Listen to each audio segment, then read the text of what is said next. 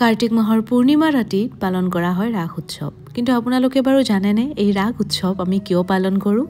কাৰ্তিক মাহৰ পূৰ্ণিমা ৰাতি যমুনাৰ তীৰত বহি এবাৰ ভগৱান শ্ৰীকৃষ্ণই গোপিনীসকলক আহ্বান কৰে। গোপিনীসকলক কৃষ্ণ প্ৰেমত লীন হৈ সংসাৰ ত্যাগ কৰি তাত কৃষ্ণক আগুৰি ধৰি গোপিনীসকলে কৃষ্ণ প্ৰেমত নৃত্য কৰি থাকে, যাক হল্লীবক নৃত্য বুলি জনা যায়। কিন্তু এটা সময়ত গোপিনীসকলে কৃষ্ণক নিজৰ অধীন বুলি ভাবি লয় আৰু তেওঁলোকৰ মন ভৰি পৰে অহংকাৰত। গোপিনীসকলে তেতিয়া নিজৰ ভুল বুজিব পাৰে আৰু কৃষ্ণক স্মৰণ কৰি ক্ষমা খোজে। ভক্তৰ ভক্তিত সন্তুষ্ট হৈ শ্ৰীকৃষ্ণই ক্ষমা কৰে সকলো গোপিনীক আৰু এনেকৈ প্ৰচলিত হয় ৰাস উৎসৱৰ। আৰু ইয়াৰ পৰা আপোনালোকে বাৰু কি শিকিলে? যে আমি আমাৰ ভালপোৱাজনক কেতিয়াও বান্ধি ৰাখিব নোৱাৰোঁ। ভালপোৱা হৈছে মুক্ত। আমি যাক ভাল পাওঁ তেওঁক মুক্তৰূপে এৰি দিব লাগে। আমি যাক যিমান বান্ধি ৰখাৰ চেষ্টা কৰিম সি আমাৰ পৰা সিমানেই আঁতৰি যাব। গতিকে প্ৰেম পিঞ্জৰাত ৰখা বস্তু নহয়, কিন্তু ৰাধে ৰাধে।